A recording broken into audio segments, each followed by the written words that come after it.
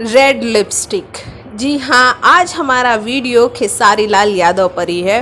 हम आपको बता दें कि वीडियो बनाने में थोड़ी देरी हो गई, लेकिन देर आए दुरुस्त आए वाला मामला है।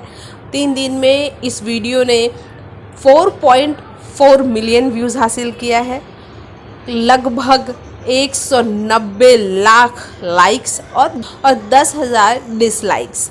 खैर, हम बात कहाँ करने वाले हैं, हम बात ये करने वाले हैं अब खेसारी लाल यादव का एक और गाना आ गया है। गाने का नाम है परसादी।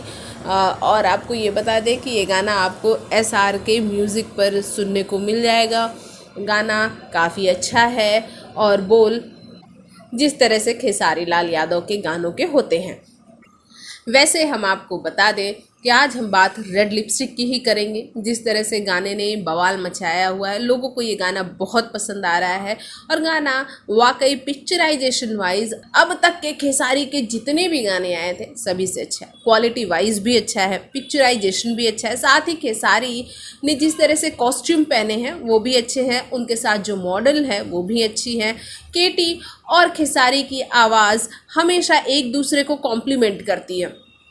साथ ही हम आपको ये बता दें कि कुछ कंट्रोवर्सी जो इसके साथ गाने के साथ जुड़ी हैं, जिसमें कि उसमें रत्ती भर भी सच्चाई नहीं है। वो ये कि रेड लिपस्टिक में पहले काजल राघवानी थी, लेकिन इन दोनों की कंट्रोवर्सी, खेसारी और काजल की कंट्रोवर्सी के कारण ही इस गाने से काजल को हटवा दिया खेसारी ने।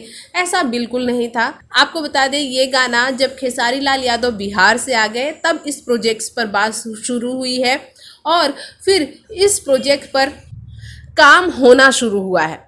साथ ही साथ ये प्रोजेक्ट खेसारी के लिए बहुत बड़ा इसलिए था क्योंकि खेसारी यहाँ हिंदी में गाते हैं और केटी यहाँ भोजपुरी में गा रही हैं। जी हाँ, माँ कसम बवाल लगती हो और ये सारे जो लाइनें हैं खेसारी हिंदी में गा रहे हैं और केटी यहाँ भोजपुरी में गा रही हैं। तो इसलिए जो लोग ये कह रहे हैं कि ये हिंदी गाना है खेसारी का, तो हम आपको कह दें बिल्कुल नहीं, क्योंकि ये हिंदी प्लस भोजपुरी है।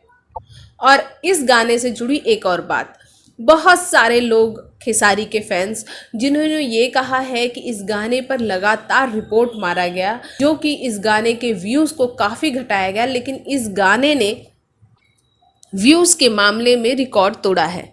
जी हाँ, इस बात में सच्चाई भी है।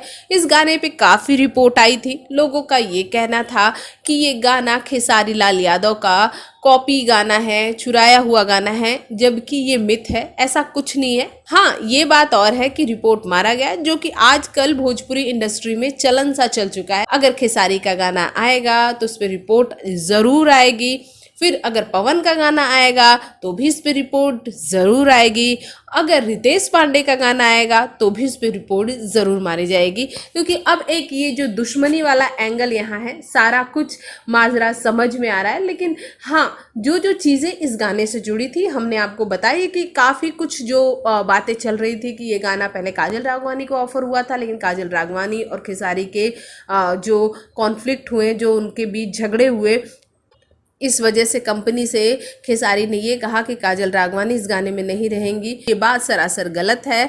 और दूसरी बात कि इस गाने पर रिपोर्ट नहीं मारा गया, तो आपको ये बता दें कि इस गाने पर भी बहुत रिपोर्ट मारा गया। लेकिन हाँ, इस गाने ने अपनी जो 3 दिन में 4.4 मिलियन व्यूज़ है वो हासिल भी किए हैं। साथ ही इस गाने को जो ये कह रहे हैं कि खेसारी का हिंदी सॉन्ग है, ये खेसारी का हिंदी सॉन्ग नहीं है।